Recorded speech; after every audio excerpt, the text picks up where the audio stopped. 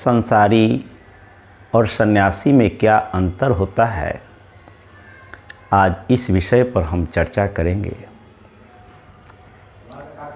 इस बात को हम एक कहानी के माध्यम से समझेंगे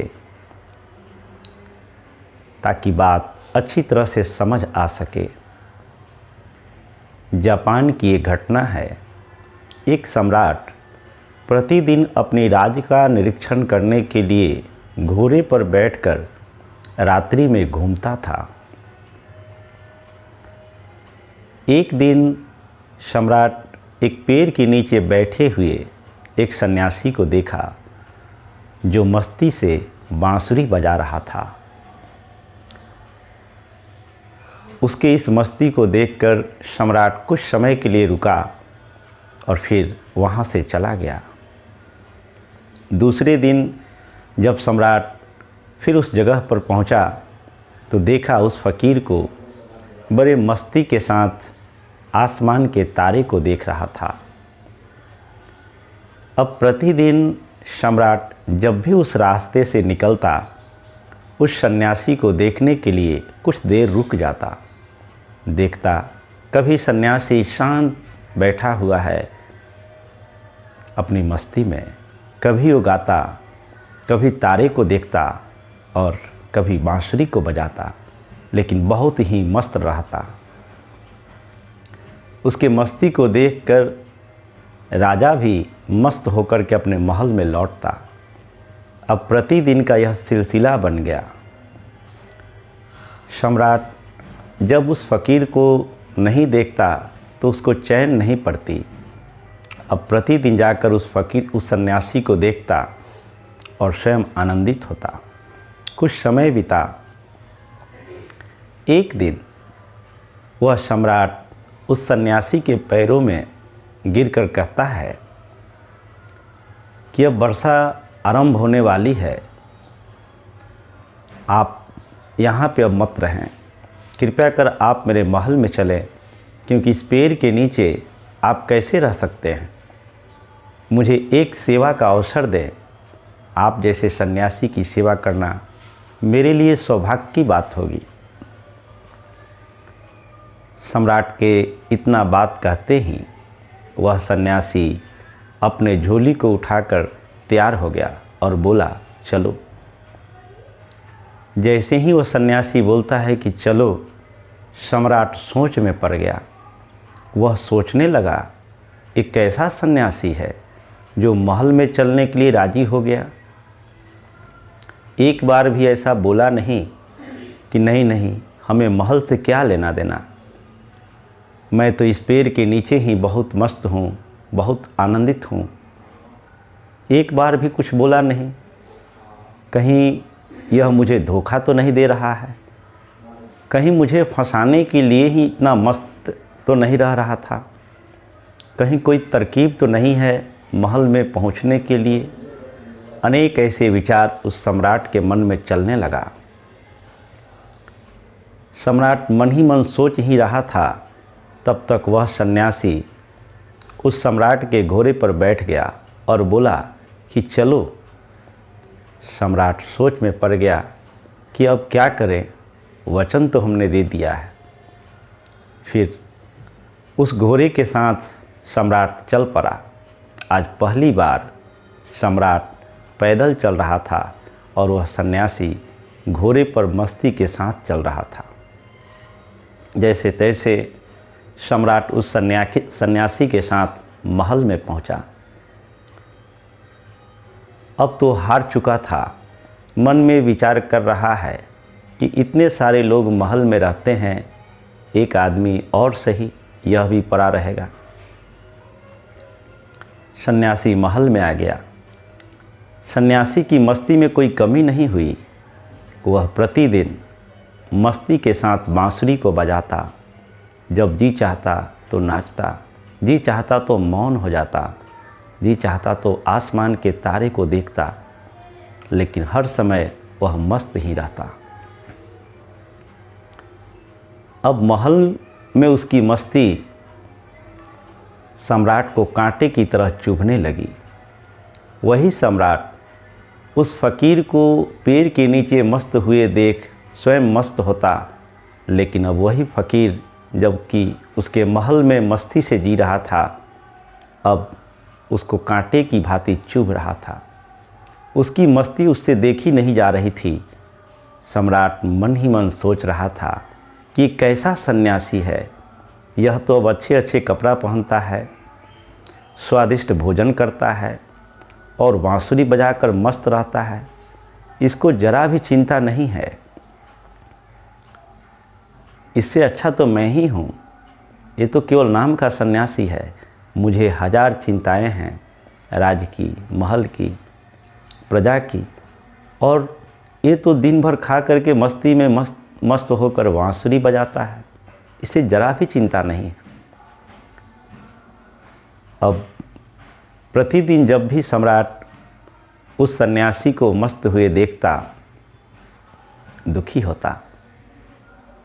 अब यह दिन प्रतिदिन उसका दुख बढ़ते रहा। 6 महीना इस तरह से बीता।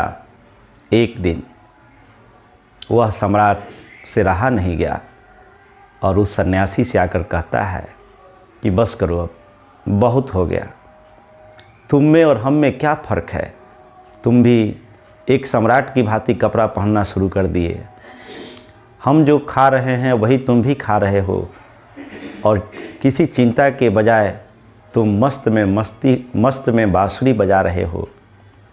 तुम में और हम में फ़र्क ही क्या है, किस लिए तुम सन्यासी और हम किस लिए सन्यासी संसारी। वह सन्यासी कहता है कि अरे, अब जब तुमने पूछ ही दिया तो बताना उचित है। अरे, जब ये इतना छोटा सा ही प्रश्न था तो फिर इतनी देर क्यों लगाई? 6 महीना पहले ही जब मैं घोड़े पर बैठा था उसी समय पूछ लिया होता।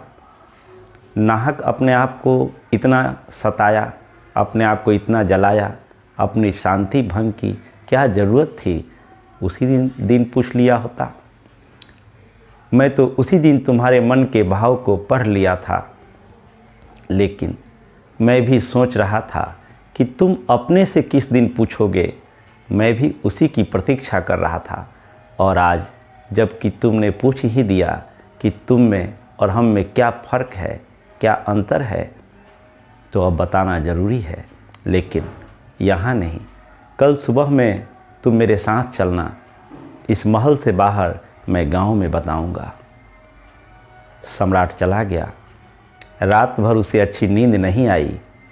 वह सोच रहा था कि क्या फ़र्क हो सकता है उसमें और मुझ में, वो भी मेरे जैसा ही खा रहा है, मेरे जैसा ही सुंदर कपड़ा पहन रहा है, और लोग तो मुझसे डरते भी हैं, और यह सन्यासी ऐसा है कि मुझसे डरता भी नहीं है, उसे तो किसी बात की चिंता नहीं। फिर फ़र्क क्या है? किसी तरह से सुबह हुई।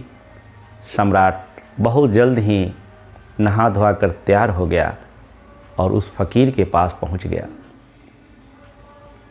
देखा उस सन्यासी को कि जो उसने पहले कपड़े पहनी थी, 6 महीना पहले जो वस्त्र पहन रखा था वृक्ष के नीचे, वही अपना पुराना फटा हुआ कपड़ा पहन लिया और अपनी झोली लेकर के तैयार ही था। सम्राट वहाँ पहुँचा, सन्यासी को बोला कि चले महाराज। सन्यासी तो तैयार ही था, बोले हाँ हाँ। दोनों महल से बाहर निकल गए। चलते चलते एक नदी को पार कर गए। सम्राट कहता है कि अब और कितना दूर चलना है?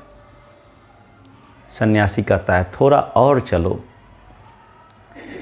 चलते चलते दोपहर हो गया। दोपहर बीतने लगा। सम्राट कहता है कि अब और नहीं, मैं और नहीं चल सकता। सन्यासी कहता है लेकिन मैं तो चल सकता हूँ। सम्राट कहता है कि आप इसलिए चल सकते हो क्योंकि आप सन्यासी हैं, मैं सन्यासी नहीं, मैं सम्राट हूँ। मेरा महल है, मेरा साम्राज्य है, मेरी रानी है, मेरे राजकुमार हैं, उन सब को छोड़कर मैं आगे नहीं चल सकता।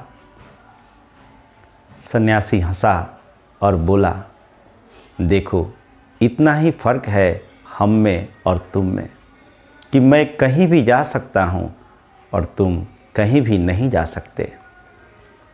याद करो वो दिन, आज से 6 महीना पहले मैं पेड़ के नीचे भी मस्त था, मस्ती में अपनी बांसुरी बजाता था, आनंदित रहता था। और जब मैं तुम्हारे महल में गया तो उस महल में भी मैं मस्त था, आनंदित था। और आज जब तुमने महल से निकाल दिया तो मैं आज भी मस्त हूँ और आगे भी मस्त रहूँगा, आनंदित रहूँगा। हमारे और तुम्हारे में इतना ही भेद है कि तुम परिस्थिति के अनुसार से चलोगे और हम परिस्थिति को अपने अनुसार बना लेंगे। सन्यासी बीते हुए कल के लिए पश्चाताप नहीं करता और आने वाले भविष्य की चिंता नहीं करता, वह तो वर्तमान में जीता है। मैं एक एक क्षण को वर्तमान में जिया। मैं पेड़ के नीचे भी मस्त था, तुम्हारे महल में भी हमने एक एक क्षण को वर्तमान में जिया और मस्त रहा। और आज जब बाहर निकल गए तो एक एक क्षण को जीऊँगा और मस्ती से रहूँगा। हमारे और तुम्हारे में इतना ही अंतर है कि तुम परिस्थिति के अनुसार से जियोगे और हम परिस्थिति को अपने अनुसार बना लेंगे। इस बात को सुनकर सम्राट को लगा कि अरे, मुझसे बहुत बड़ी भूल हो गई, मैं एक महापुरुष को खो दिया।